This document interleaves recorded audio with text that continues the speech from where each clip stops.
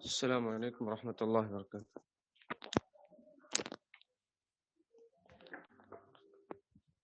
کیسے ہیں تمام حضرات؟ اور اللہ تعالیٰ آپ تمام کو صحت و سلامتی کے ساتھ رکھے۔ اللہ کا بے انتہا شکر احسان ہے کہ آج پھر اللہ نے موقع دیا ہے کہ ہم علم دین حاصل کریں، اللہ تعالیٰ کی معرفت حاصل کریں اور اللہ کے نبی صلی اللہ علیہ وسلم کے احادیث مبارکہ کو پڑھیں سیکھیں۔ الحمدللہ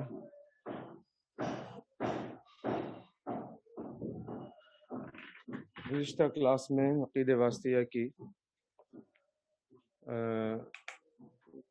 سلسلے میں جو بات چل رہی تھی وہ سورہ اخلاص کے متعلق تھی۔ سورہ اخلاص کی اہمیت، فضیلت اور پھر سورہ اخلاص کا مقام و مرتبہ میں تفصیل سے ہم نے حاصل کیا اس کا علم۔ اب آگے انشاءاللہ آیت الکرسی کے متعلق کچھ اہم باتیں انشاءاللہ آج درس میں آئیں گی۔ آیت الکرسی کے سلسلے میں سوال نمبر 83 ہے۔ الحمدللہ رب العالمین والعاقبۃ للمتقین والصلاة والسلام علی اشرف الانبیاء والمرسلین نبینا محمد وعلی آلہ وصحبہ اجمعین ومن تبعهم بإحسان إلى يوم الدين، أما بعد، رب اشرح لي صدري ويسر لي أمري واحلل عقدة من لساني يفقهوا قولي، رب يسر ولا تعسر وتمم بالخير، ربنا زدنا علما۔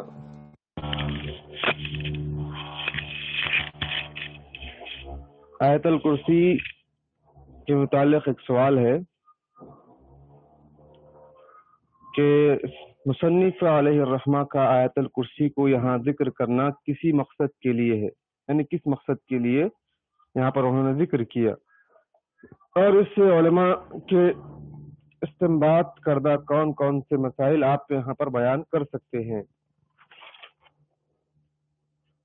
تو یہاں پر اس کے جواب میں یہ ہے کہ یہاں اسے بیان کرنا بظاہر واللہ تعالی عالم اس لیے ہے کہ یہ آیت نفی اور اس بات دونوں مضامین پر مشتمل ہے، یعنی اس آیت مبارکہ میں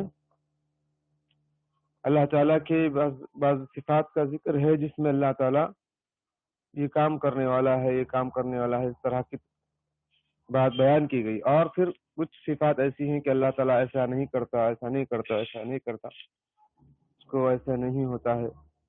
تو کچھ صفات مثبتہ ہے، کچھ صفات منفیہ ہے۔ تو یہاں یہ آیت دونوں چیزوں پر مشتمل ہے، دونوں مضامین پر مشتمل ہے۔ پہلے سوال کا جواب یہ رہا۔ دوسرے سوال کا جواب یہ ہے اسی کے اندر کہ کون کون سے مسائل استنباط کر سکتے ہیں۔ تو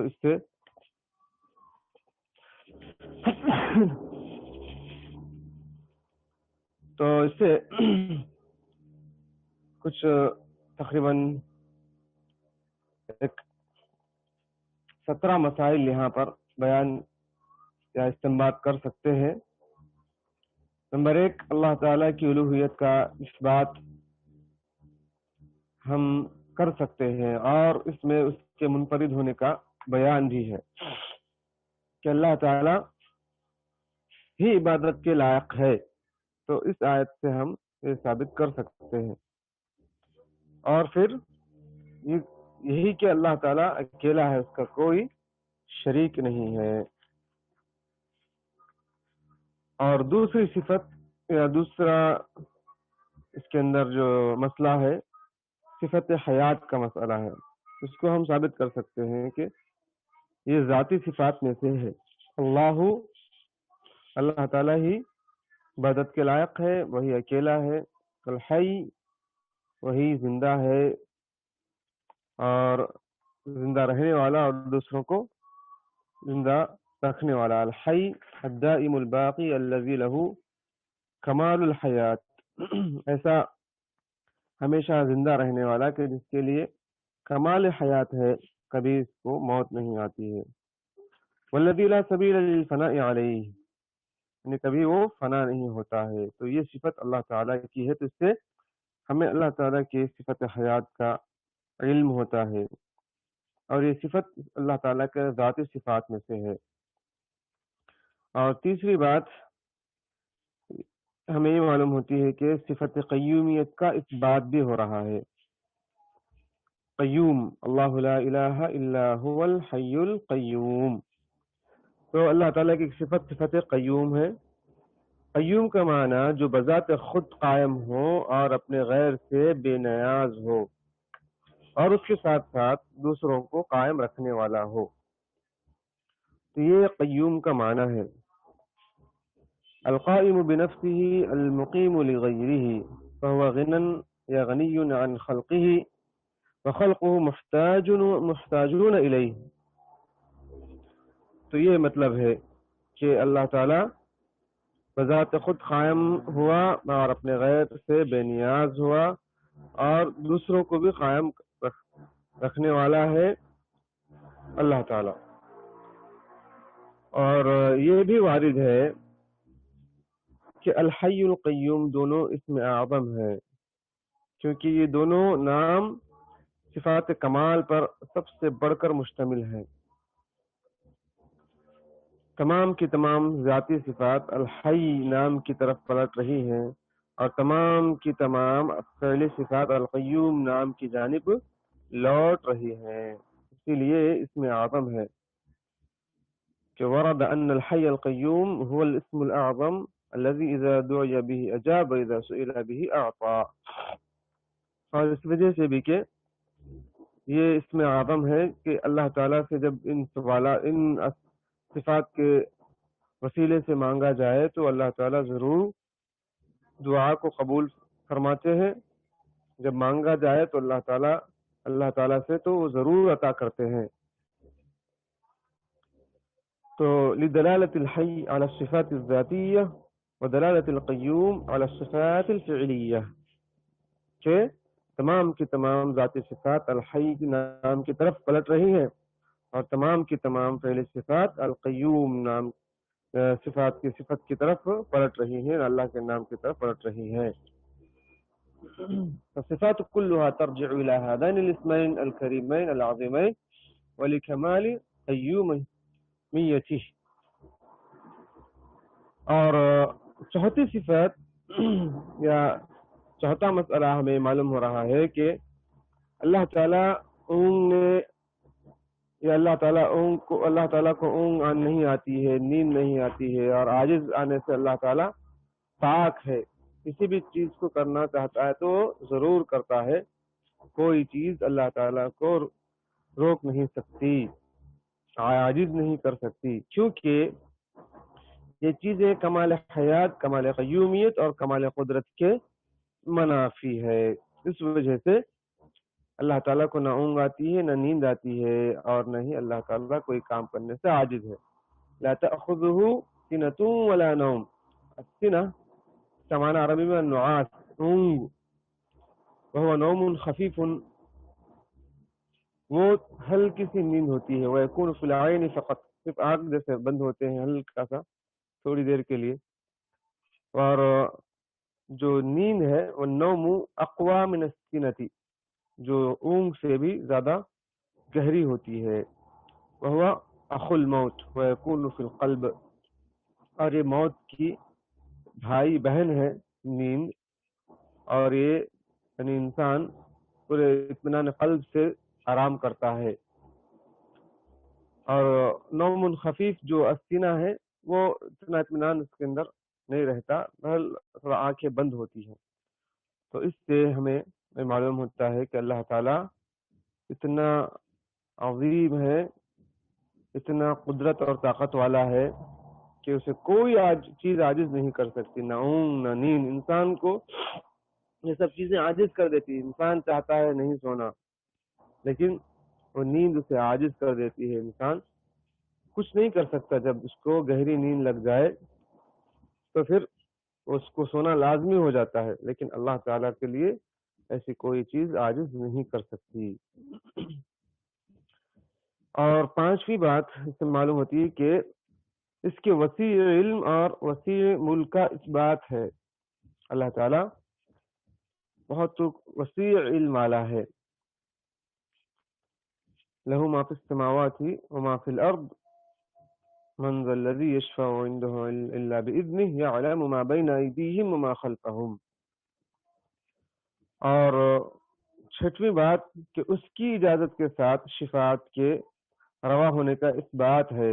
من ذا الذی یشفع عنده الا باذنہ، یعنی کون ہے جو اللہ کی اجازت کے بغیر شفاعت کی اجازت دے، سفارش کرے؟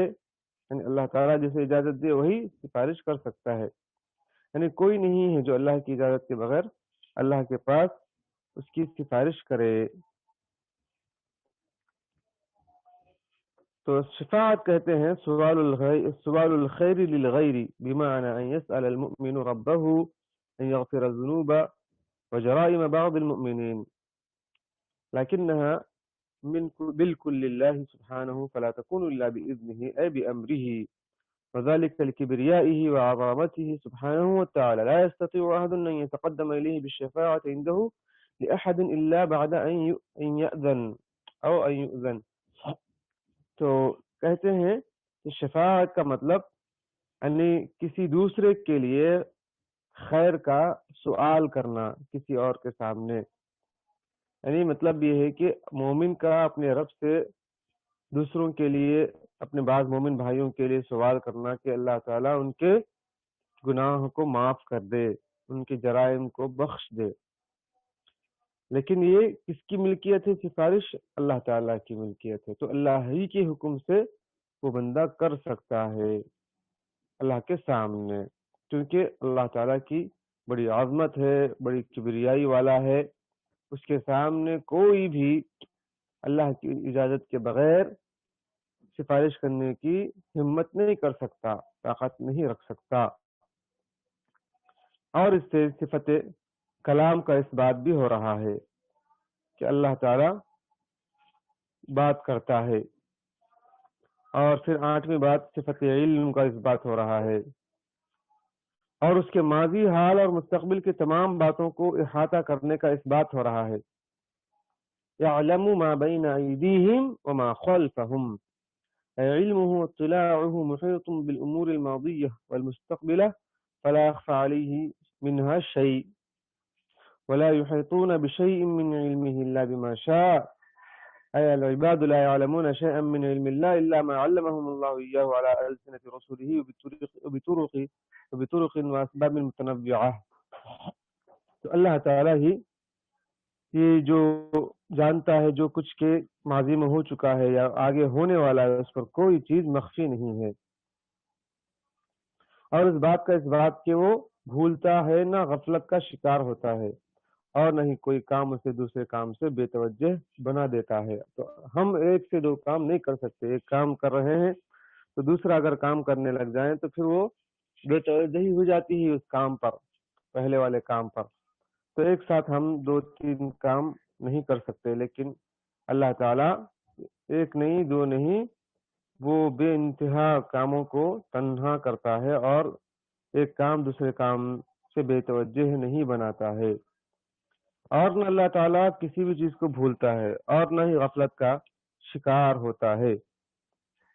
سنوی بات اس سے معلوم ہوتی ہے کہ سکھانے میں وہی اللہ تعالیٰ ہی خاص ہے، کیونکہ ساری کی ساری مخلوق کچھ بھی نہیں جانتی، بس اتنا ہی جانتی ہے جتنا اللہ تعالیٰ نے انہیں سکھا دیا ہے۔ تو اللہ تعالیٰ نے جو سکھایا ہے وہی جانتے ہیں، اور جو بندے ہیں وہ اپنی خودی سے کچھ نہیں جانتے ہیں۔ العباد لا يعلمون شيئا من علم الله الا ما علمهم الله، اللہ تعالیٰ نے جو رسولوں کے ذریعے سے جو پیغامات بندوں تک پہنچائے ہیں، وہ پیغامات ہی وہ جانتے ہیں، وہ باتیں ہی جانتے ہیں اللہ تعالیٰ کے علم سے۔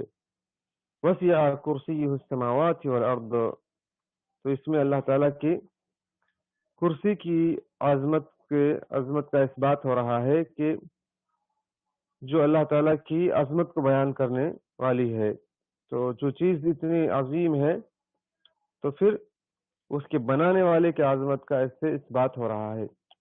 اس کی کرسی آسمان و زمین پر کشادہ ہے، پھیلی ہوئی ہے۔ تو اللہ عز و جل کی یہاں پر عظمت کا بیان ہے۔ اور 11ویں بات اللہ تعالیٰ کی عظمت اور اس کے اقتدار کا اس بات ہے۔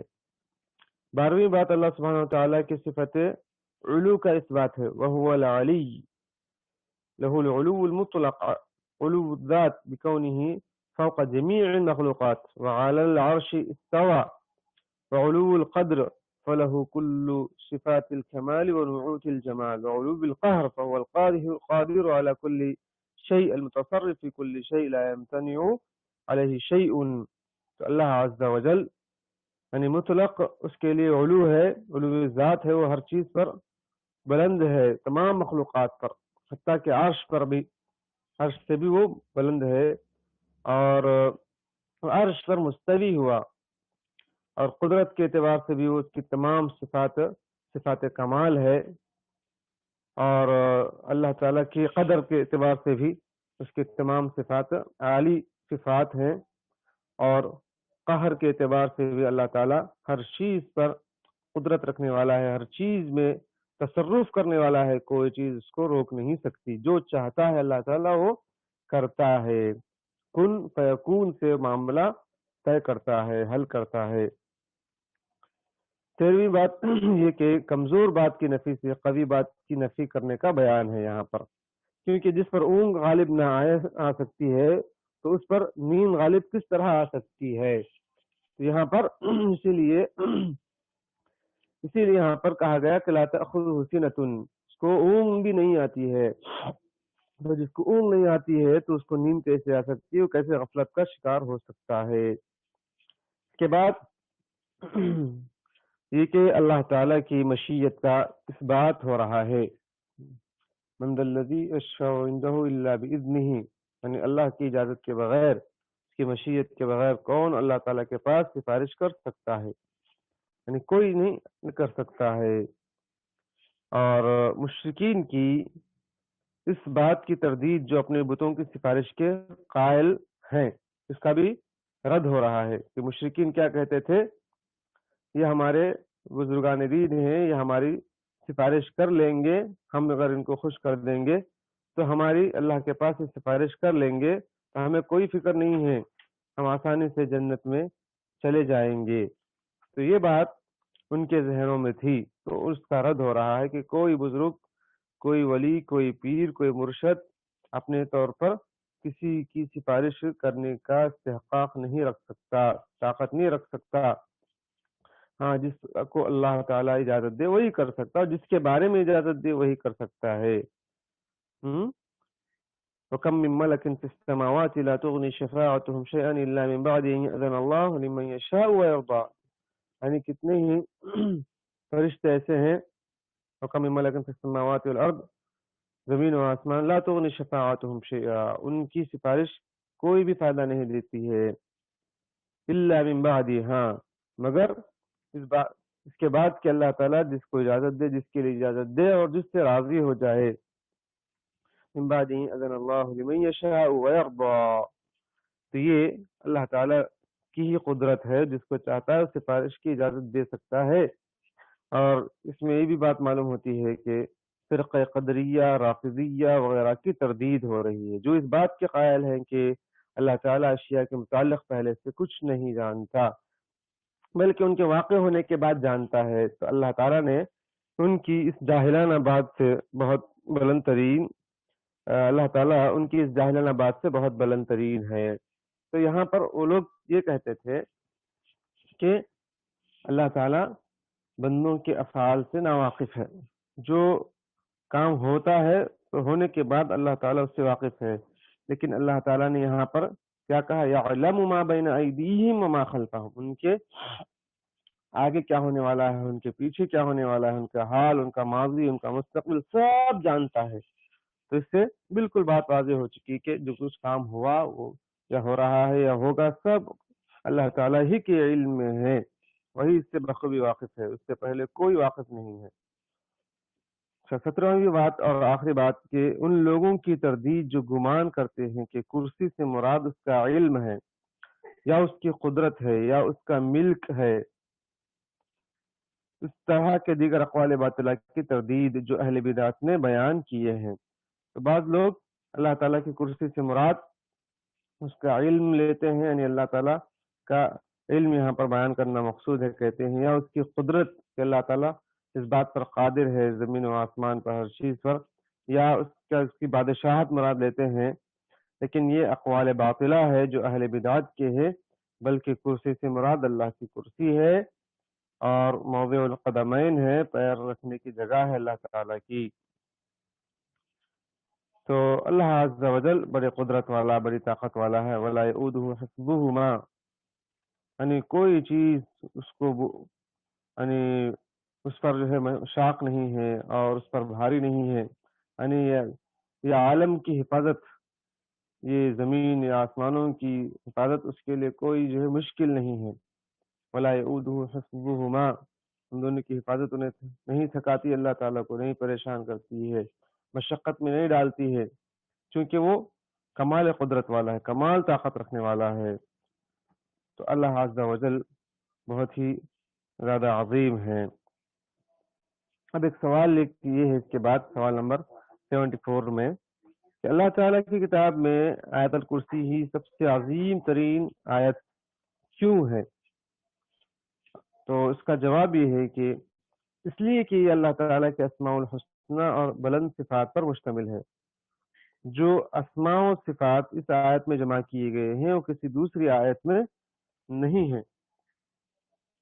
تو ان خوبیوں کی بنا پر یہ آیت اس بات کا حق رکھتی ہے کہ اسے کتاب اللہ کے سب سے عظیم ترین آیت کہا جاتا جائے، لہذا اسے تدبر اور سوچ بچار سے پڑھنے والے کا حق بنتا ہے کہ وہ یقین و عرفان اور ایمان سے معمور ہو جائے، تاکہ وہ ان خصوصیات کی بدولت شیطان مردود سے محفوظ کر لیا جائے، جس طرح کہ صحیح حدیث مبارکہ میں یہی بات وارد ہے، جس امام بخاری رحمہ اللہ تعالیٰ نے ابو ہریرہ رضی اللہ عنہ سے اس طور پر بیان کیا ہے کہ وکلنی رسول اللہ صلی اللہ علیہ وسلم بحفظ زکات رمضان، کہ رسول اللہ صلی اللہ علیہ وسلم نے مجھے ماہ رمضان کی زکات کے مال کی حفاظت پر مامور فرمایا تھا۔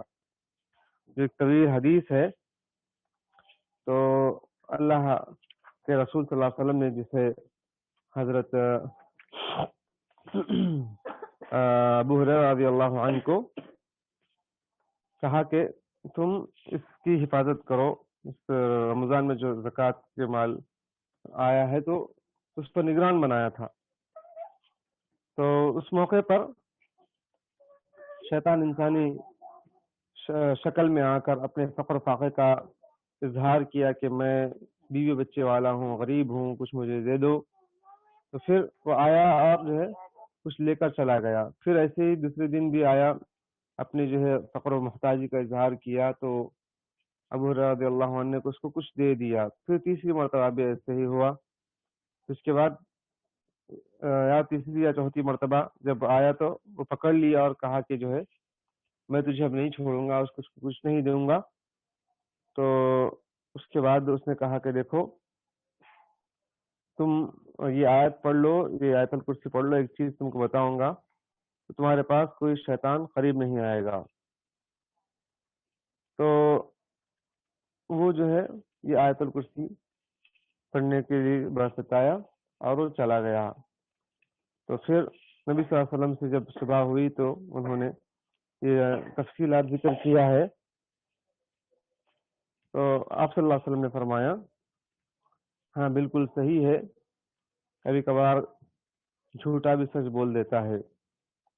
تو اسی لیے جو کوئی اس آیت کو رات میں تلاوت کر کے سوتا ہے تو اللہ کی طرف سے حفاظت کرنے والا ہوتا ہے، اور شیطان اس کے قریب نہیں آتا کہ یہاں تک کہ صبح کر لے.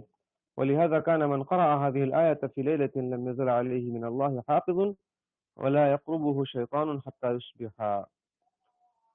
صحیح بخاری میں حدیث ہے اذا اویت الى فراشک فقرأ آیت الکرسی، جب تم اپنے بستر پر آ جاؤ اور تو یہ آیت الکرسی پڑھ لو، پناہ لینے کے لیے یعنی آرام کرنے کے لیے آؤ تو یہ آیت الکرسی پڑھو، اللہ لا الہ الا هو الحی القیوم، یہ پوری آیت. تو شیطان اللہ تعالی شیطان سے محفوظ رکھے گا.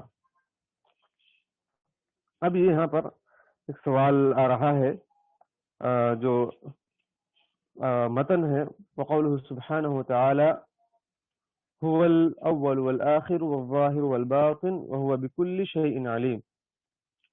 تو اس آیت میں انہوں نے بہت سی اللہ تعالیٰ کی صفات کو جمع کر دیا، یعنی اللہ تعالیٰ نے اس آیت میں جمع کر دیا، اس کو انہوں نے ذکر کیا، الجمع بین علوه وقربه وازلیته وابدیته، کہ اللہ تعالیٰ کے علو صفات اور اللہ تعالیٰ کے قربت کا اس میں بیان ہے، اور اللہ تعالیٰ ازل سے ہے، ہمیشہ سے ہے، اور ہمیشہ اللہ تعالیٰ رہنے والا ہے.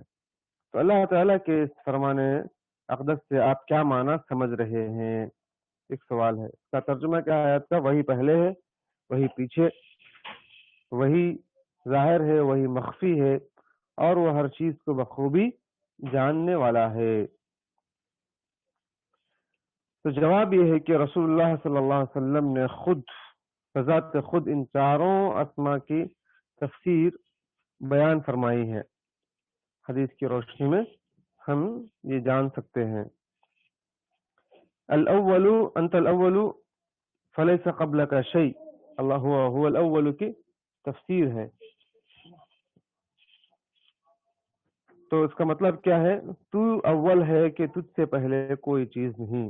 جیسے کہ ایک حدیث رات کے اذکار میں سے ہے کہ اللہ تو ہی پہلے ہے اور تجھ سے پہلے کوئی چیز نہیں. هو الاول والآخر وانت الآخر فلیس بعدک شیء، تو آخر ہے، تیرے بعد بھی کوئی چیز نہیں ہوگی. وانت الظاہر فلیس فوقک شیء، اور تو ہی غالب ظاہر و غالب ہے کہ تیرے اوپر کوئی چیز نہیں ہے. وانت الباطن فلیس دونک شیء، اور تو ہی باطن و مخفی ہے کہ تجھ سے مخفی بھی کوئی چیز نہیں ہے. تو یہاں پر هو الاول والآخر والظاہر والباطن، تو اس کی تفسیر اس حدیث سے ہمیں معلوم ہوئی. ان چاروں اسماء کا مدار احاطے پر ہے. دو اقسام احاطہ زمان اور دو مکان احاطہ مکان میں منقسم ہے. اس کی اولیت یعنی اس کا اول ہونا ما قبل کو احاطہ کیے ہوئے ہے. اللہ تعالیٰ اکیلا ہے، اللہ تعالیٰ ما قبل پہلے سے ہے، ہمیشہ سے ہے، تو کہ اس سے جو بھی پچھلے کچھ ہوا ہے اس کا اللہ تعالیٰ کو علم ہے، اور اس کا آخر ہونا ما بعد کو احاطہ کیے ہوئے ہے.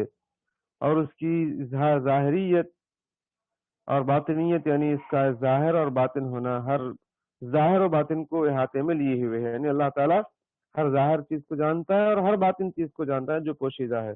کوئی بھی غالب و ظاہر اور غالب چیز نہیں مگر اللہ تعالیٰ اس کے اوپر ہے، اور کوئی بھی باطن و مخفی چیز نہیں مگر اللہ تعالیٰ ہی اس سے مخفی تر ہے.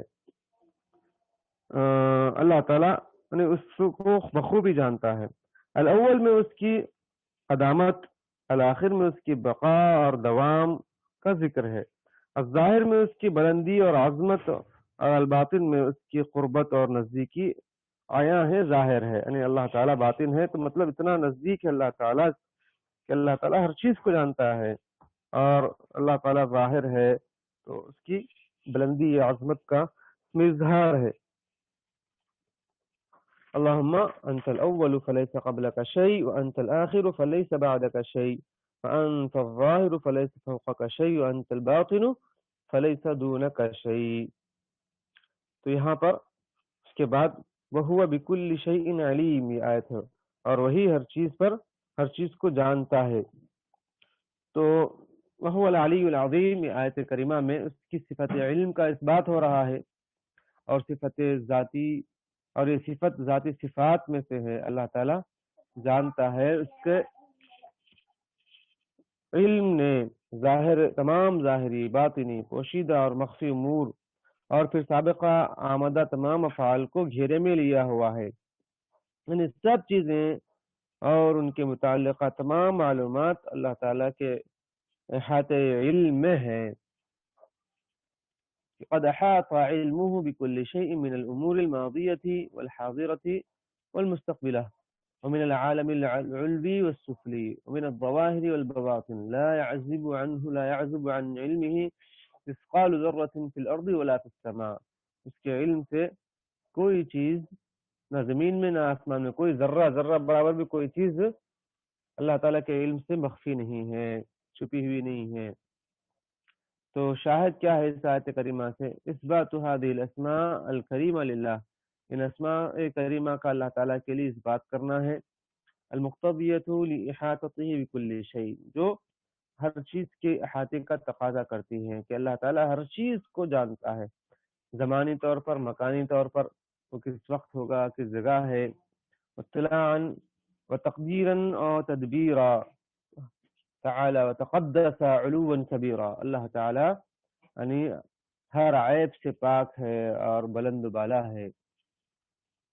اور اس کے بعد صفت حیات کا بیان آ رہا ہے کہ اللہ عز و جل کی صفت حیات جو اس کے ذاتی صفات میں سے ہے۔ تو امام ابن تیمیہ رحمہ اللہ تعالی نے ایک آیت کے ذریعے سے اس بات کو واضح کیا ہے، وقوله سبحانہ وتعالی وتوکل علی الحی الذی لا يموت، وقوله سبحانہ وهو الحکیم الخبیر۔ تو اللہ عز و جل کی صفت حیات کا بیان ہے سوال نمبر 86 میں، کہ وہ اللہ تعالی ہمیشہ زندہ اللہ پر توکل کریں۔ تو اس کا کیا مفہوم ہے، کیا مفہوم ہے اس آیت کا، یہ سوال ہے۔ جواب اس آیت مبارکہ میں یہ ہے کہ اللہ تعالیٰ پر توکل اور بھروسہ رکھنا چاہیے۔ تو اس کا مطلب یہ ہے کہ اللہ تعالیٰ پر دل سے وہ اعتماد اور بھروسہ رکھے جو منافع حاصل کرنے میں اور نقصانات دور رکھنے کے لیے اسباب کو استعمال میں لاتے ہوئے اختیار کیا جاتا ہے۔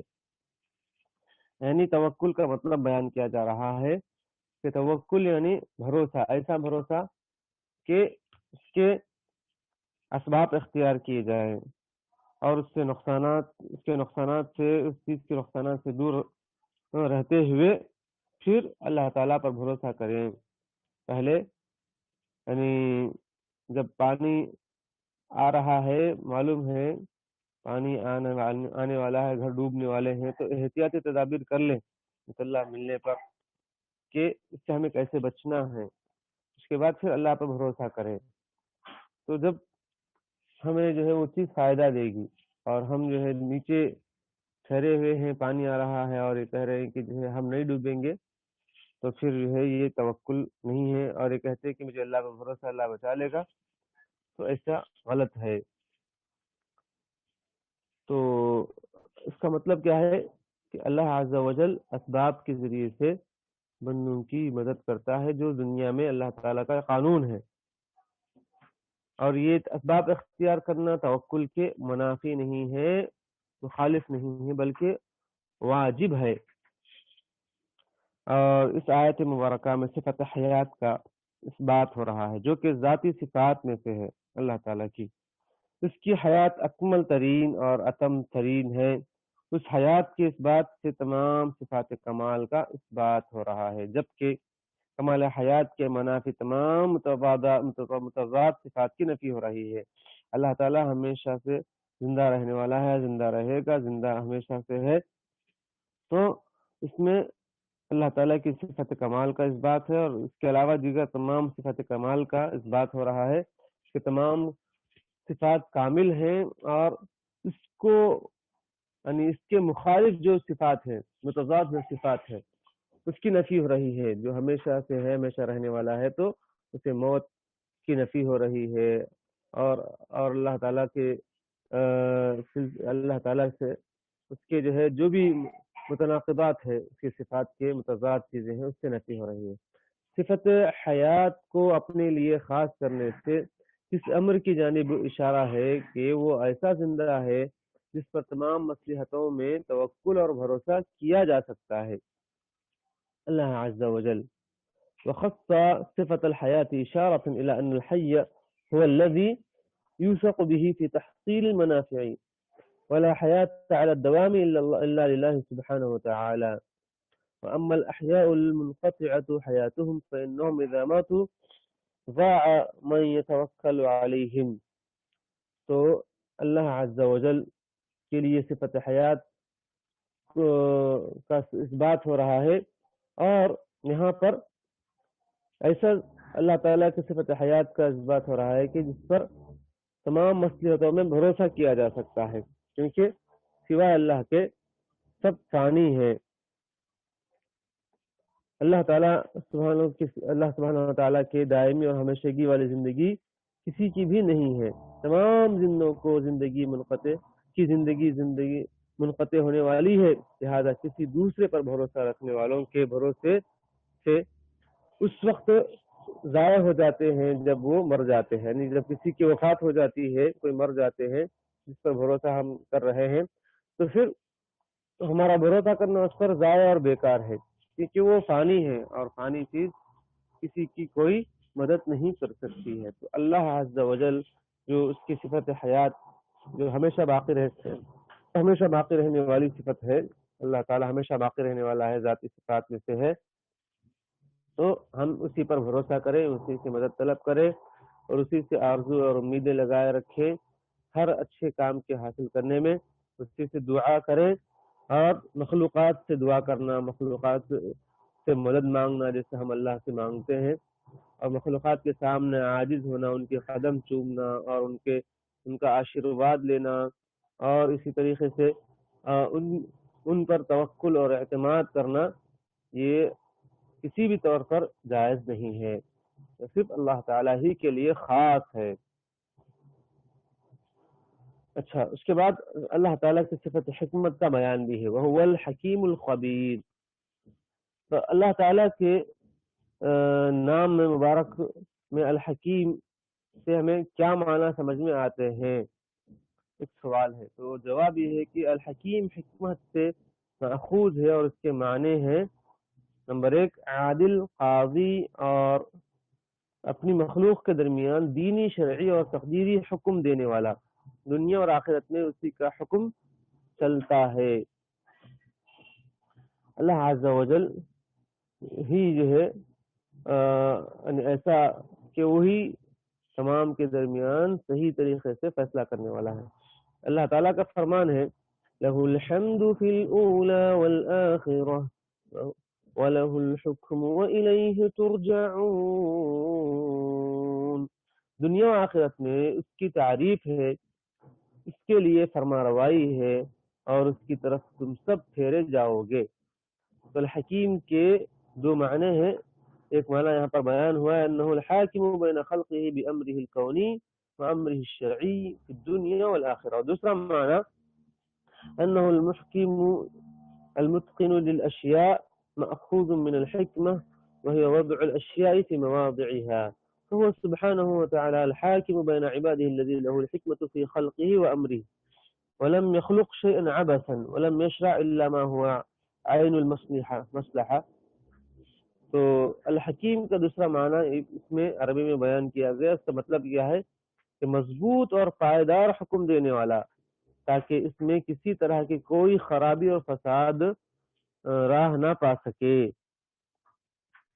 تو اللہ تعالیٰ ایسے بالکل مضبوط طریقے سے یعنی فیصلہ کرنے والا، کوئی اس کے اندر خرابی نہیں رہتی ہے، جو عین مصلحت ہوتی ہے، اور اللہ تعالیٰ نے کسی بھی چیز کو پیدا نہیں کیا بیکار پیدا نہیں کیا، بلکہ اس مصلحت کے لیے اللہ تعالیٰ نے کسی کا وجود بخشا ہے۔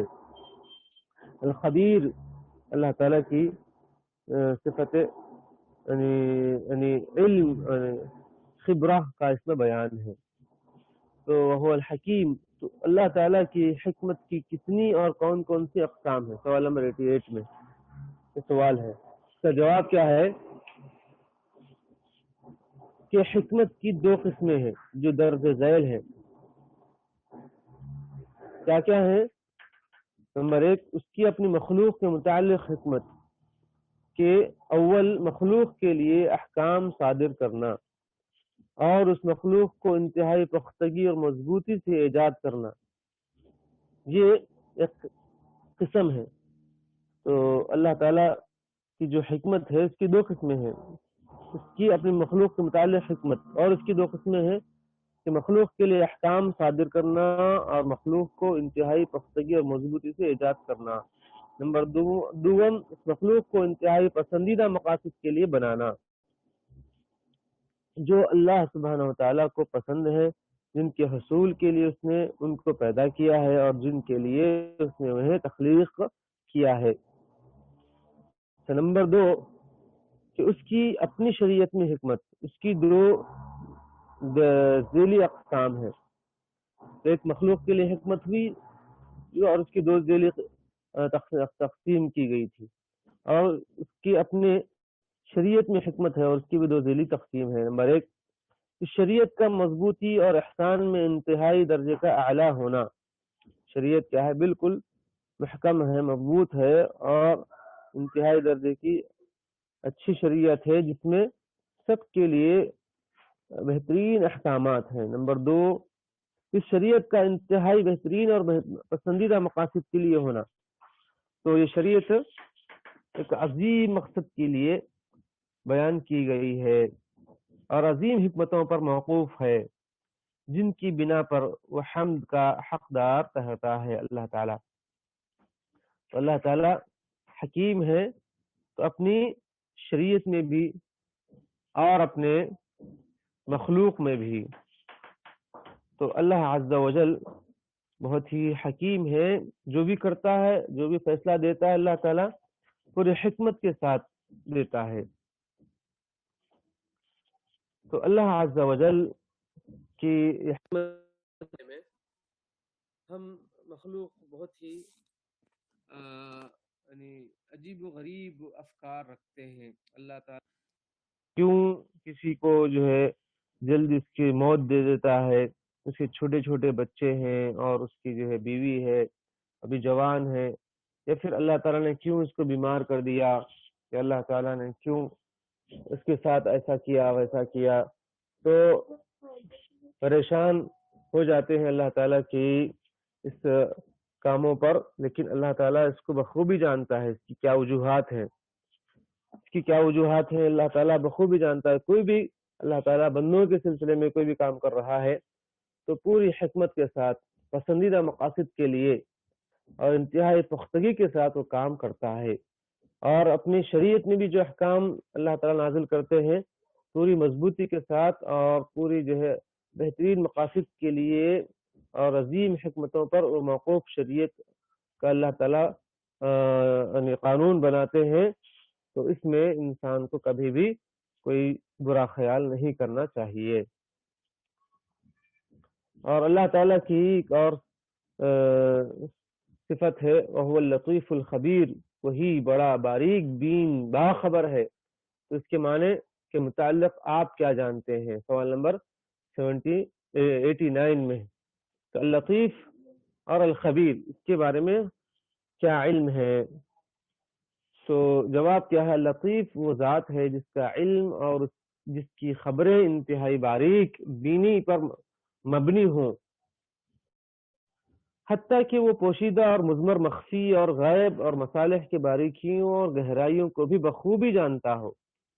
تو یہ ہے لطیف، اللہ تعالیٰ کی صفت ہے جو بڑی جو ہے باریک بینی سے گہرائی سے علم رکھتا ہے، جانتا ہے. اس کے علم میں ظاہر اور مخفی چیز ہر طرح بغیر کسی فرق کے عیاں اور کھلی ہوئی ہے. ہمارے لیے ظاہر اور عیاں اور مخفی ہے، لیکن اللہ تعالیٰ کے لیے کوئی فرق نہیں، ہر چیز کھلی ہوئی ہے. اللہ تعالیٰ کے علم کی باریکی کو اور اس کی اقسام کو احاطہ شمار میں لانا ناممکن ہے.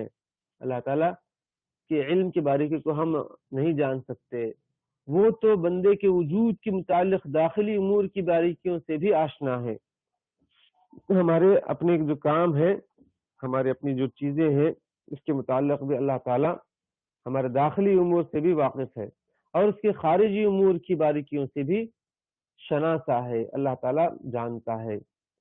وہ بندے کو اس کی جانب اور انہیں بندے کی جانب لاشعوری طور پر چلاتا ہے، جن میں اسی کی اصلاح اور بھلائی مضمر اور پوشیدہ ہوتی ہے. تو اللہ تعالیٰ ہمیں جو نیک توفیق دیا ہے عبادت کرنے کی، نماز روزے کی، علم حاصل کرنے کی، ہم اس کا شعور نہیں رکھتے ہیں، لاشعوری طور پر بھی کرتے ہیں، لیکن اس میں اللہ تعالیٰ نے ہمیں پھیر لیا ہے اپنی طرف اور اس میں ہماری ہی بھلائی مضمر ہے، پوشیدہ ہے.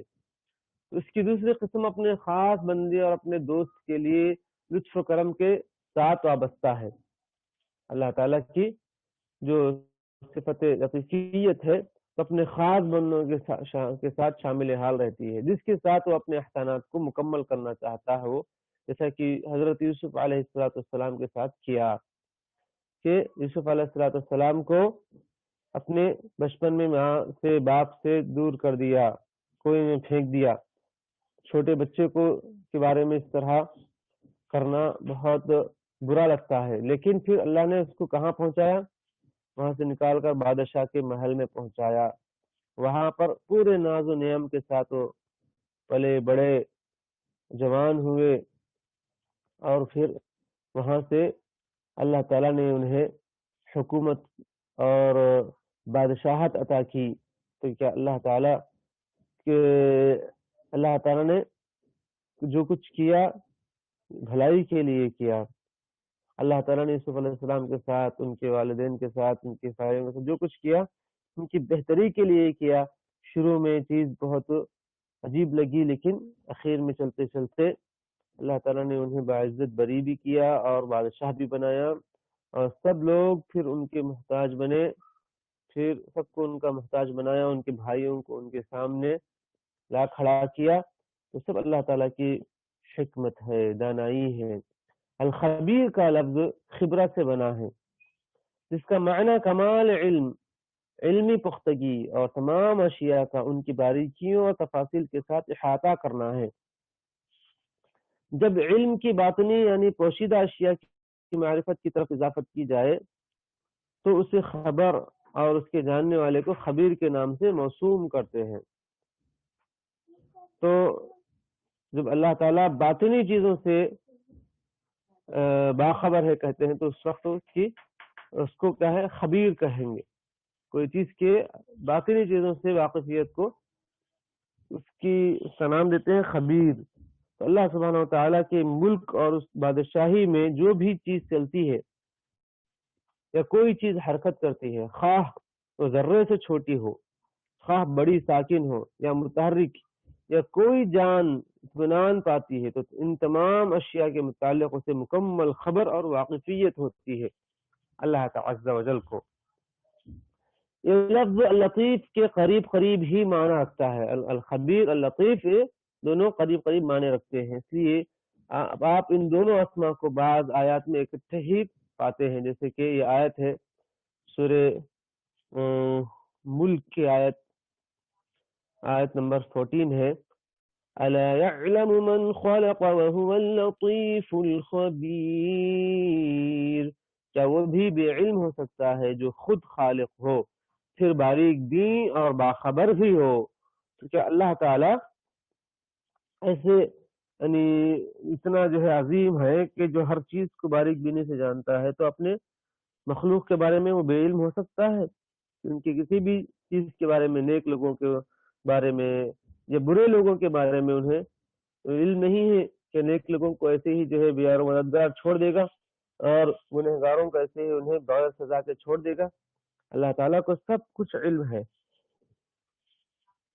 ہر حرکت کا علم ہے جو اس سے ہونے سے پہلے اللہ تعالیٰ جانتا ہے. امام ابن قیم رحمہ اللہ تعالی نے فرمایا وَهُوَ اللَّطِيفُ بِعَبْدِهِ وَلِعَبْدِهِ وَاللُّطْفُ فِي أَوْصَافِهِ نوعان.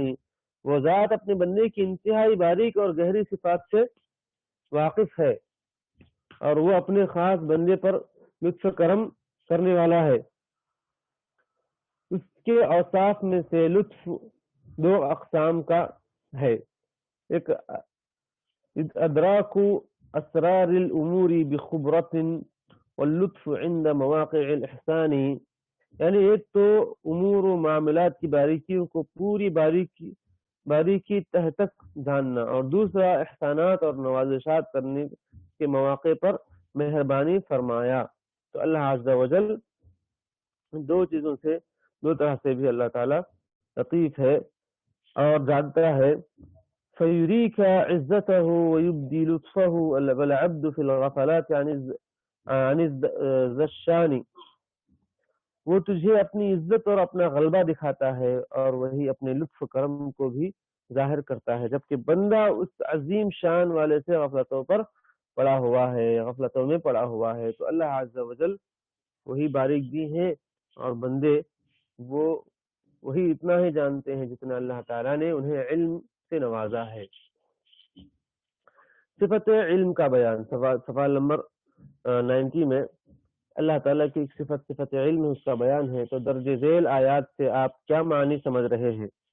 آیات کیا ہیں؟ اللہ تعالیٰ کا فرمان ہے يَعْلَمُ مَا يَلِجُ فِي الْأَرْضِ وَمَا يَخْرُجُ مِنْهَا وَمَا يَنزِلُ مِنَ السَّمَاءِ وَمَا يَعْرُجُ فِيهَا. ایک آیت ہے، وہ خوب جانتا ہے اس چیز کو جو زمین میں جائے اور جو اس سے نکلے، اور جو آسمان سے نیچے آئے اور جو کچھ چڑھ کر اس میں جائے. سورہ حدید کی آیت نمبر 14 میں ہے.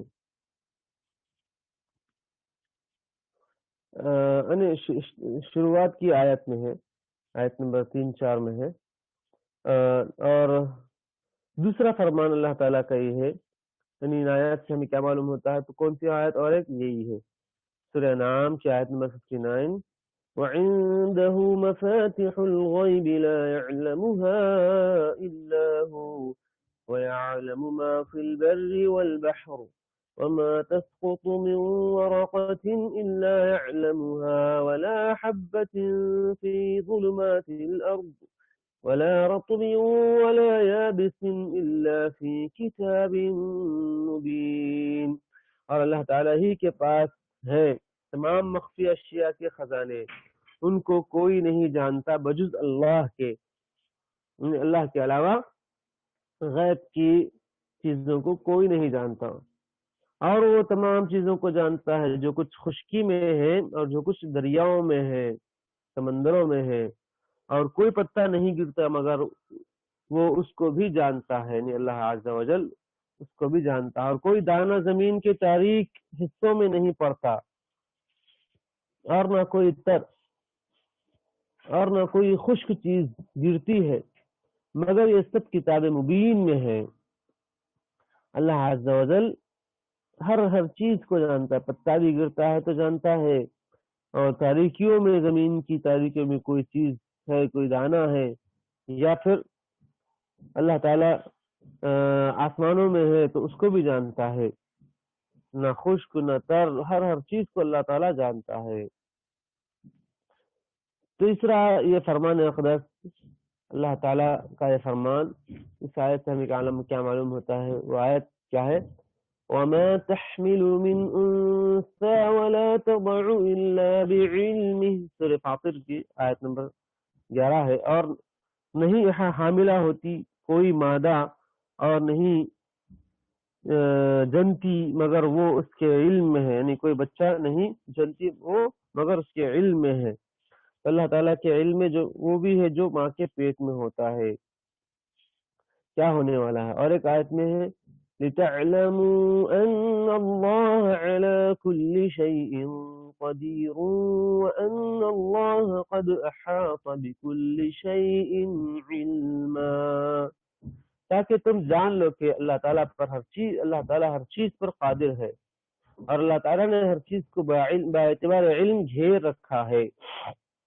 تو اس ان انسین آیات سے ہمیں کیا معلوم ہوتا ہے؟ 3-4 جو آیات ہیں، تو اس کا جواب یہ ہے کہ مذکورہ آیات میں اللہ تعالیٰ کی صفت علم کا اس بات ہو رہا ہے. اور صفت علم ان ذاتی صفات میں سے ہے جو ذات الہی سے کسی لمحے بھی الگ نہیں ہوتی. تو ذاتی صفات مطلب وہ کبھی بھی وہ چیز الگ نہیں ہونے والی ہے. پھر ان آیات کریمات سے اللہ سبحانہ و تعالیٰ کا تمام اشیاء کا اجمالی اور تفصیلی احاطہ علم کا اثبات ہے، احاطہ علم کا اثبات ہے. تو اس آیت سے ہمیں معلوم ہوتا ہے کہ اللہ تعالیٰ ہر چیز کو تفصیلی طور پر بھی جانتا ہے یا اجمالی طور پر بھی جانتا ہے. اس پر اللہ تعالیٰ احاطہ کیے ہوئے ہے. پھر اس کا سورہ لقمان کے آخر میں مذکور 5 چیزوں کے جاننے میں خاص اور ممتاز ہونا ثابت ہوتا ہے. تو وہ کیا ہے؟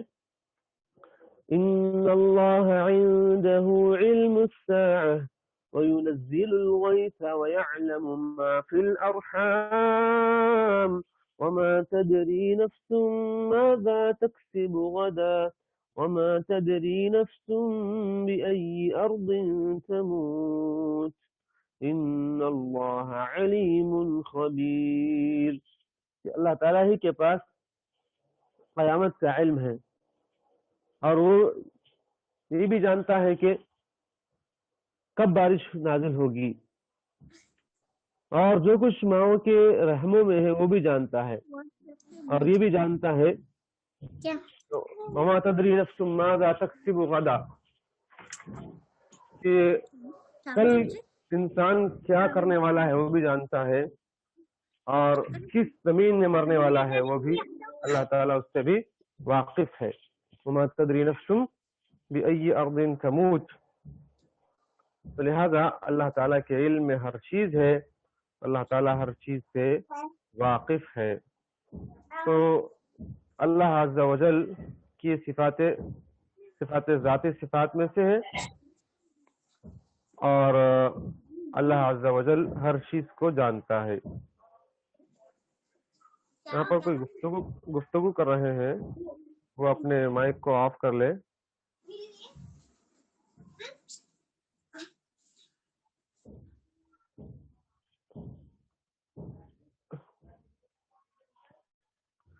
تو یہاں پر اللہ عز و جل عظیم قدرت رکھنے والا ہے.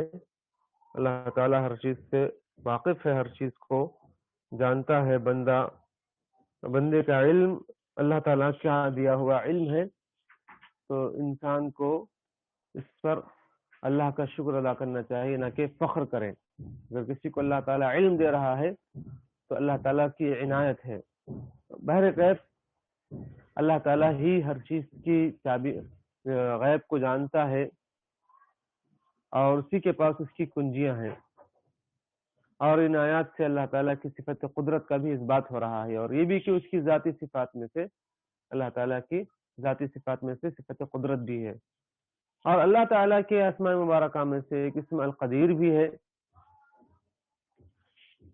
جسے کوئی عاجز نہیں کر سکتا. یعنی اللہ کی قدرت میں سے یہ بات بھی ہے کہ وہ جب کسی کام کو کرنا چاہے بلا روک ٹوک اور بلا کسی رکاوٹ کر سکتا ہے. ان آیات میں فرقہ قدریہ کی تردید ہے، جو کہتے ہیں کہ بندوں کے افعال اللہ تعالیٰ کی قدرت میں داخل نہیں ہے. جیسے کہ یہ بات گزر چکی ہے کہ اللہ تعالیٰ بندوں کے افعال سے ناواقف ہے جب تک کہ وہ کام نہیں ہوتے ہیں. وہ کام ہونے کے بعد اللہ واقف ہے، اس طرح کہتے ہیں، تو اس کی تردید ہوئی تھی. اسی طرح فرقہ قدریہ کی یہاں پر تردید ہو رہی ہے. وہ کہتے ہیں کہ بندوں کے افعال اللہ تعالیٰ کی قدرت میں داخل نہیں ہے. اس میں یہ بھی دلیل ہے کہ اللہ سبحانہ و تعالیٰ ایسا عالم ہے کہ علم اس کی قائم بالذات صفت ہے، برخلاف فرقہ معتزلہ جہمیہ کے جو اللہ تعالیٰ کے علم کے ہی انکاری ہیں. تو بعض فرقے اللہ تعالیٰ کے علم کا انکار کرتے ہیں، جس میں معتزلہ جہمیہ ہیں، اور بعض اللہ تعالیٰ کی قدرت کا انکار کرتے ہیں، جن میں قدریہ ہیں کہ بندوں کے افعال اللہ تعالیٰ کی قدرت میں داخل نہیں ہے کہتے ہیں. اللہ تعالیٰ کا فرمان گرامی ہے لیکن اللہ یشہد بما انزل الیک انزلہ بعلمہ جو کچھ آپ کی طرف اتارا ہے اس کی بابت خود اللہ تعالیٰ گواہی دیتا ہے کہ اسے اپنے علم سے اتارا ہے. لیکن اللہ یشہد بما انزل الیک انزلہ بعلمہ، اللہ تعالیٰ نے جو کچھ بھی آپ کی طرف اتارا ہے وہ سب کیا ہے؟ اللہ تعالیٰ کے علم سے اتارا ہے. اور یہ بھی فرمان الہی ملاحظہ فرمائے فَإِن لَّمْ يَسْتَجِيبُوا لَكُمْ فَاعْلَمُوا أَنَّمَا أُنزِلَ بِعِلْمِ اللَّهِ، پھر اگر وہ تمہاری اس بات کو قبول نہ کرے تو تم یقین سے جان لو کہ یہ قرآن اللہ کے علم کے ساتھ اتارا گیا ہے. تو قرآن کریم اللہ تعالیٰ کا علم ہے، اللہ تعالیٰ نے اتارا ہے، اور اللہ کے نبی صلی اللہ علیہ وسلم کی جو احادیث ہیں وہ بھی اللہ تعالیٰ کے طرف سے ہی وہ علم دیا گیا ہوا علم ہے. فَإِن لَّمْ يَسْتَجِيبُوا لَكُمْ فَاعْلَمُوا أَنَّمَا أُنزِلَ بِعِلْمِ اللَّهِ، تو اللہ سبحانہ وتعالیٰ کا علم ہر چیز کو محیط ہے، وہ زمانے ماضی، زمانے حال اور زمانے مستقبل میں جو کچھ ہے سب جانتا ہے، سب ممکن چیزوں کو بھی جانتا ہے، ناممکن محال چیزوں سے بھی وہ بخوبی واقف ہے. تو اللہ تعالیٰ کے صفت علم کا اس بات ہو رہا ہے. اور جو لوگ اللہ تعالیٰ کے صفات کا انکار کرتے ہیں جیسے معتزلہ، جہمیہ، تو ان کے خیالات کا اور ان کے عقائد باطلہ کا اس میں رد ہو رہا ہے. اللہ تعالیٰ کی صفت رزاقیت اور قوت اور متانت ہے، اور اللہ عز و جل نے جیسے فرمایا سورہ زاریات کے آیت نمبر 55 میں ان اللہ هو الرزاق ذو القوة المتین، کہ اللہ تعالیٰ تو خود ہی سب کا روزی رساں، توانائی والا اور زور آور ہے. سے آپ کیا معنی مراد لیتے ہیں؟ سوال نمبر 91 میں یہ جو آیت ہے تو اس سے آپ کیا معنی مراد لیتے ہیں؟ ان اللہ هو الرزاق ذو القوة المتین. تو جواب اس آیت مبارکہ میں یہ ہے کہ ہم صفت رزق اور اس کی کثرت و وسعت مراد لیتے ہیں. اور رزق دو طرح کا ہوتا ہے. نمبر ایک رزق مطلق، یعنی جس کا نفع دنیا اور آخرت میں جاری و ساری ہے، اور یہ دلوں کا رزق ہے جیسے علم اور ایمان اور رزق حلال وغیرہ. اللہ تعالیٰ ایمان دیتا ہے تو اس سے دنیا میں بھی فائدہ ہوتا ہے اور آخرت میں بھی فائدہ ہوتا ہے. علم دیتا ہے تو دنیا میں بھی اور آخرت میں بھی. انسان اس علم کے ذریعے سے حق اور باطل میں فرق کر کے حق کو قبول کرتا ہے اور باطل کا انکار کرتا ہے. اور اس کے حلال کھانے سے دعائیں قبول ہوتی ہیں اور اللہ تعالیٰ خوش ہوتے ہیں اور اللہ تعالیٰ اس پر اجر عطا کرتے ہیں. تو رزق دو طرح کا ہوتا ہے، کہ رزق مطلق ہے اور دوسرا مطلق رزق ہے، یعنی عمومی رزق ہے جو اس کی ساری مخلوقات نیک اور بد جانوروں تک کو مل رہا ہے.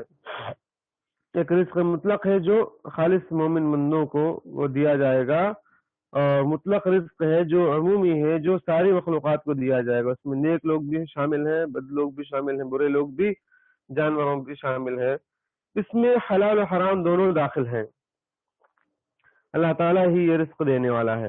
اللہ تعالیٰ صاحب قوت کاملہ اور قدرت تامہ بھی ہے، اسے کوئی چیز عاجز نہیں کر سکتی.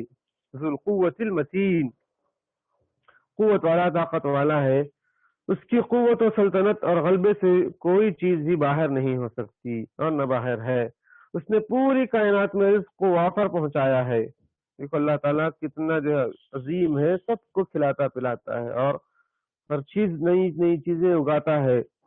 اگر اللہ چاہے اس کو روکنا اور روک لے تو کوئی اس چیز کو دینے والا نہیں ہے. اور بلا شبہ وہی لوگوں کو ان کے ریزہ ہو جانے کے بعد دوبارہ زندہ کرے گا. ذو القوت المتین، اور اسی قوت کے ساتھ ہی وہ بڑے بڑے بالائی اور زیری اجرام فلکی اور اراضی کو ایجاد کرنے والا ہے. یعنی اللہ تعالیٰ اتنی قوت والا ہے کہ وہ اتنے بڑے بڑے ستارے، سیارے، آسمان، زمین اور دیگر ستارے سیارے کو اللہ تعالیٰ اٹھایا ہوا ہے. سورج، چاند، ستارے سب اللہ تعالیٰ کے حکم سے مدار میں گھوم رہے ہیں.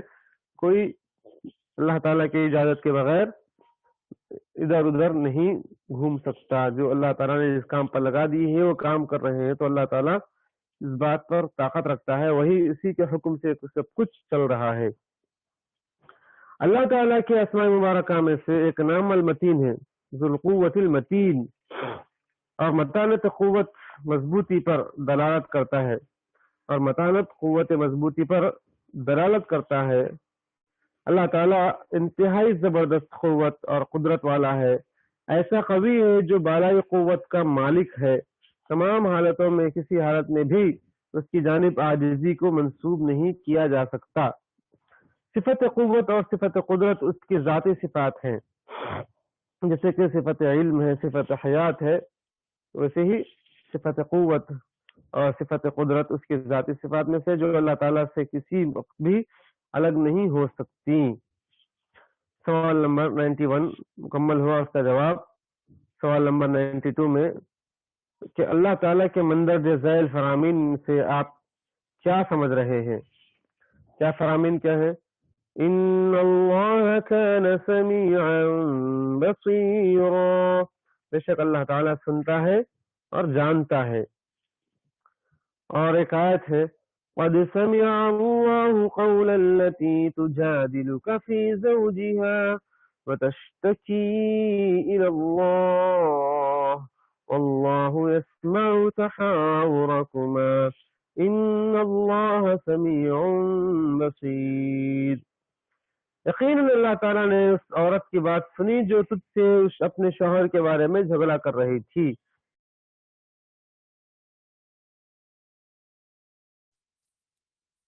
اور اللہ تعالیٰ کی شکایت کر رہی تھی. اللہ تعالیٰ تم دونوں کے سوال و جواب سن رہا تھا، بے شک اللہ تعالیٰ سننے دیکھنے والا ہے. اور اسی طرح تیسری آیت لقد سمع الله قول الذين قالوا ان الله فقير ونحن اغنياء. یقیناً اللہ تعالیٰ نے ان لوگوں کا قول بھی سنا جو انہوں نے کہا کہ اللہ تعالیٰ فقیر ہے اور ہم توانگر اور مالدار ہیں. اور ایک آیت ہے ام يحسبون ان لا نسمع سرهم ونجواهم بلا ورسلنا لديهم.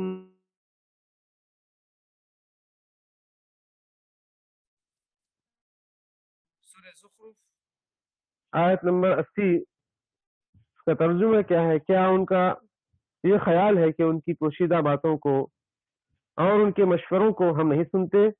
یقیناً برابر سن رہے ہیں، بلکہ ہمارے بھیجے ہوئے فرشتے ان کے پاس ہی لکھ رہے ہیں. تو اللہ تعالیٰ نے ہمارے ساتھ فرشتوں کو لگا دیا ہے جو ہمارے ہر حرکت کو نوٹ کرتے ہیں، اچھی بری. تو اللہ تعالیٰ سن رہے ہیں، ہمارے رازوں کو جانتے ہیں اور ہمارے سرگوشیوں کو جانتے ہیں. اور اسی طرح 5ویں آیت وَهُوَ السَّمِيعُ الْبَصِيرُ، وہ سنتا اور دیکھتا ہے. تو ان آیتوں سے کیا معلوم ہوتا ہے کہ اللہ تعالیٰ کی صفت سمع کا اس بات ہو رہا ہے. اللہ تعالیٰ کی صفت سمع کے اس بات پر یہ آیتیں مشتمل ہے. اللہ تعالیٰ کی جو صفت سماعت ہے، سننا ہے، تو اس کا اس میں بیان ہو رہا ہے. اور یہ صفت ذاتی صفات میں سے ہے. تو اب تک صفت علم پڑھے، صفت قدرت، صفت حیات، اور اسی طریقے سے یہ صفت سمع اللہ تعالیٰ کے صفات ذاتی میں سے ہے. اور یہ صفت ذاتی السمیع اللہ کے ناموں میں سے ایسا نام ہے کہ کوئی بھی بات اس کے سننے سے چھپی ہوئی اور اوجھل نہیں ہے. ہم بھی سنتے ہیں، اور لیکن ہم کسی کی بات سنتے ہیں تو کبھی کوئی بات مکمل طور پر سنے نہیں آتی ہے، چھپی ہوئی رہتی ہے. لیکن اللہ تعالیٰ سے ایسی کوئی بات چھپی اور اوجھل نہیں ہے، اگرچہ وہ مخفی ہی کیوں نہ ہو، چھپی ہوئی کیوں نہ ہو، پوشیدہ ہی کیوں نہ ہو. اللہ سبحانہ و تعالیٰ تو سیاہ چونٹی کے باریک رات میں سخت پتھر پر چلنے کی آواز کو بھی سنتا ہے۔ اللہ اکبر، یہ اللہ تعالیٰ کی قدرت و طاقت ہے کہ کالی چونٹی کالی رات میں کالے پتھر پر چلتی ہے تو اس کے چلنے کی آواز کو بھی اللہ سنتا ہے۔ ہمارے ساتھ کتنے ایسے چونٹیاں رہتی ہیں جو ان کی ہم کوئی حرکت نہیں سن سکتے، لیکن اللہ تعالیٰ سنتا ہے۔ اللہ سبحانہ و تعالیٰ تمام مسموعات یعنی سنی جانے والی باتوں کو سری اور جہری، قریب اور بعید کو بلا امتیاز احاطہ سماعت میں رکھے ہوئے ہے۔ یعنی اللہ تعالیٰ ہر چیز کو اپنے گھیرے میں لیے ہوئے ہیں، ہر چیز کے علم کو، سماعت کو، ہر چیز کو۔ اللہ تعالیٰ پر مختلف آوازیں جو متعدد حاجات پر مبنی ہوں، خلط ملط نہیں ہو سکتی۔ اللہ تعالیٰ سے اگر سب مل کر دعا کرے تو ہر ایک کی دعا کو اللہ تعالیٰ سنتا ہے بیک وقت، اور ہر ایک کی حاجات کو بیک وقت پوری کرتا ہے۔ کوئی چیز اس پر خلط ملط نہیں ہوتی ہے۔ تو گویا یہ ایسی صفات ہے جیسے کہ صوت واحد ہو، کسی کی ایک ہی آواز ہو، تو ایسا جیسے کسی کی ایک آواز ہم سن کر سمجھ سکتے ہیں، اس کا جواب دیتے ہیں، تو اللہ تعالیٰ سب کی باتوں کو سنتا ہے، اور گویا کہ وہ سب کی ایک ہی آواز ہے۔ اس طرح اللہ تعالیٰ سننے پر قادر ہے۔ اللہ تعالیٰ کا سننا دو اقسام پر مشتمل ہے کہ ان کا تمام آوازوں کو سننا، جیسا کہ یہاں پر بیان کیا گیا ہے، اور اپنے عبادت گزاروں، دعائیں مانگنے والوں اور سوال کرنے والوں کی دعاؤں کو قبولیت کے لیے سننا، تو یہ بھی ایک قسم ہے۔ اور اس معنی میں اللہ تعالیٰ کا فرمان ابراہیم علیہ السلام کے بقول ان ربی لسمیع الدعاء، کچھ شک نہیں کہ میرا پروردگار دعاؤں کا سننے والا ہے۔ تو اللہ عز و جل دعاؤں کو سنتا ہے۔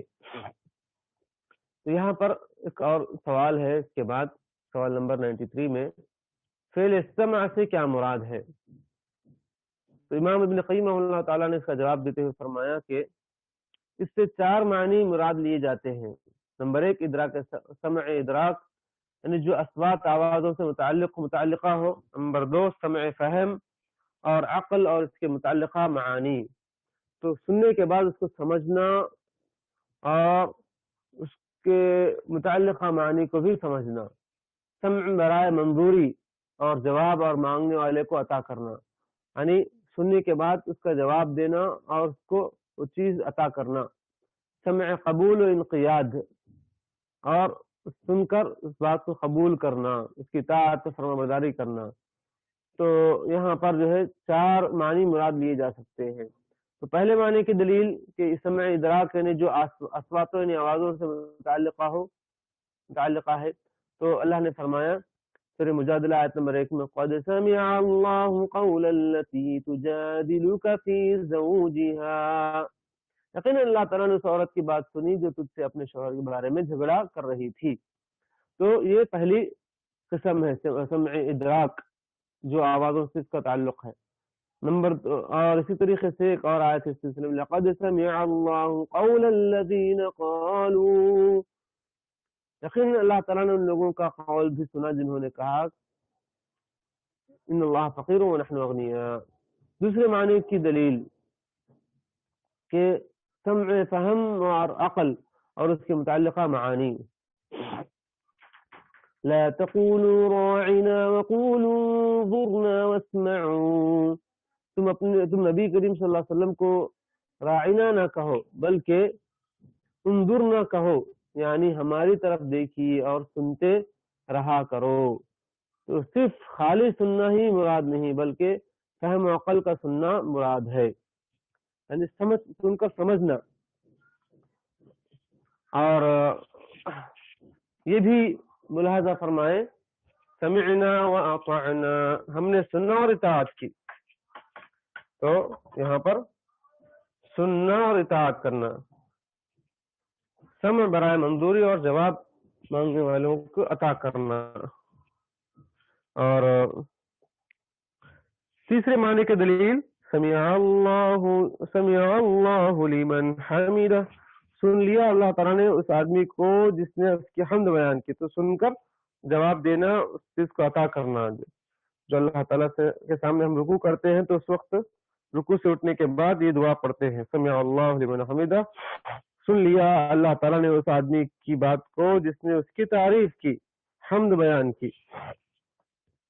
اور منقول دعاؤں میں یہ ہے کہ اللہم اسمع وَأَعْطِ مَا سَأَلْتُكَ، اے اللہ سن لے یعنی منظور فرما لے اور وہ چیز عطا فرما دے جو میں نے تجھ سے مانگی ہے۔ تو یہاں پر سمے کیا ہے، وہ چیز سن کر عطا کرنا مراد ہے۔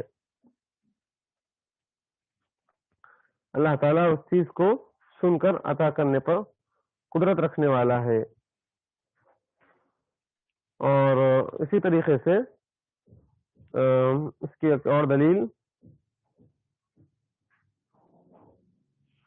سماعون للکذب، یہ کان لگا لگا کر جھوٹ کے سننے والے ہیں، یعنی اسے قبول کرنے والے، اس کے سامنے زیر ہونے والے اور اس پر کسی طرح کا کوئی اعتراض نہ کرنے والے ہیں۔ اس معنی میں دو قولوں میں سے صحیح ترین قول کے مطابق یہ فرمان اقدس ہے وَفِيكُمْ سَمَّاعُونَ لَهُمْ، ان کے ماننے والے خود تم میں موجود ہیں۔ تو دوسرا معنی اس کے مخیر اور جاسوس کے کیا گیا ہے، لیکن یہ معنی صحیح نہیں ہے۔ بہرحال سن کر اس کا جواب دینا، اس بات کا یہ بھی اہم ہے، قبول کرنا۔ تو یہ سماعون للکذب، جھوٹ کو سنتے ہیں، جو منافقین ہیں، اکالون للسحت، جو سود کو کھاتے ہیں۔ تو یہاں پر سننے کو یعنی چار چیزوں پر منقسم کیا گیا ہے، سمع ادراک، سمع فہم و عقل اور اس کے متعلقہ معنی، سمع برائے منظوری اور جواب اور مانگنے والے کو عطا کرنا، سمع قبول اور انقیاد۔ تو اللہ عز و جل یعنی سنتا ہے اور سمجھ کر وہ چیز عطا کرتا ہے۔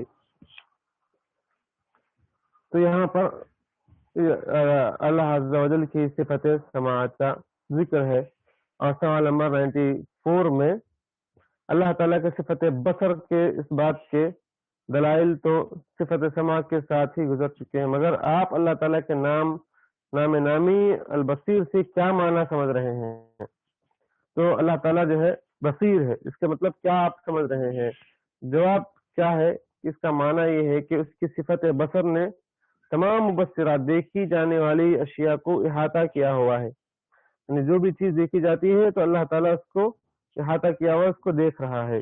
اللہ سبحانہ و تعالیٰ ہر چیز کو دیکھے اور اس کا مشاہدہ کر رہا ہے، اگرچہ وہ مخفی ترین ہی کیوں نہ ہو۔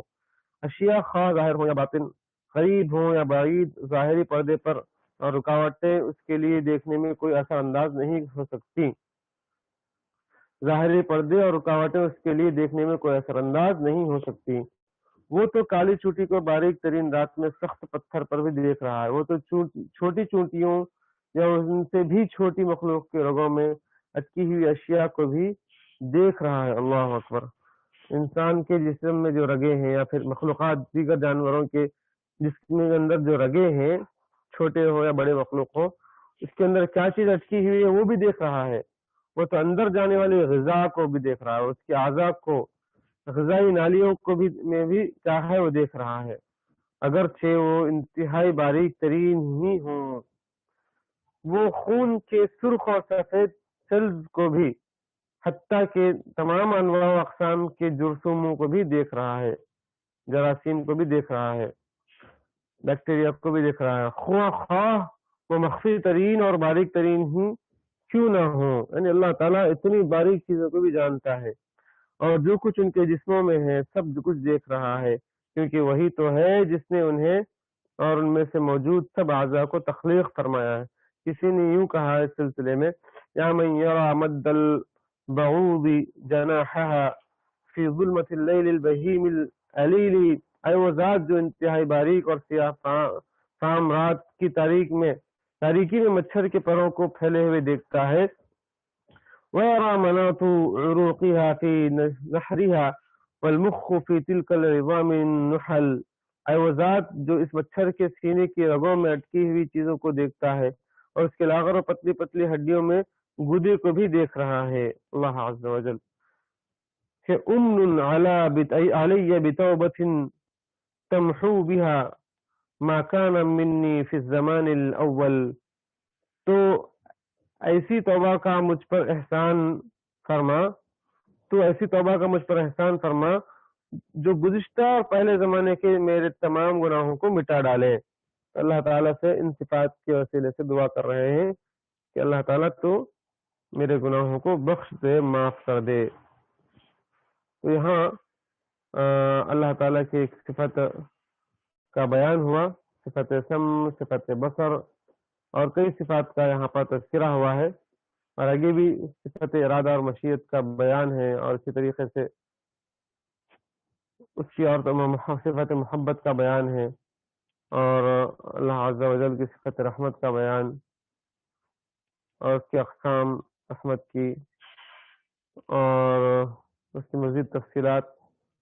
تو یہاں صفت ذاتی کا یہاں پر پورا ذکر ہو رہا ہے، اس کے بعد فعلی صفات کا تذکرہ ہوگا۔ تو جتنی بھی اب صفات بیان کیے جا رہے ہیں، الحی، القیوم، العالی اور القدیر، البصیر، السمیع، الخبیر، یہ صفات ذاتی ہے، کبھی الگ ہونے والے نہیں ہیں۔ اس کے بعد انشاءاللہ فعلی صفات کا تذکرہ ہوگا۔ تو انشاءاللہ جہاں تک آج پڑھے ہیں اسی پر ہم عقیدے کا اتفاق کرتے ہیں، اور اس کے بعد کے انشاءاللہ آیات یعنی دروس میں انشاءاللہ آگے کے مسائل ہم پڑھیں گے۔ اللہ تعالیٰ سے دعا کرتا ہوں کہ اللہ تعالیٰ جو کچھ ہم نے حاصل کیا ہے اس میں خیر وقت عطا فرما، اور علم نافع اور عمل صالح کی توفیق عنایت فرما۔ آمین یا رب العالمین، صلی اللہ علیہ وسلم۔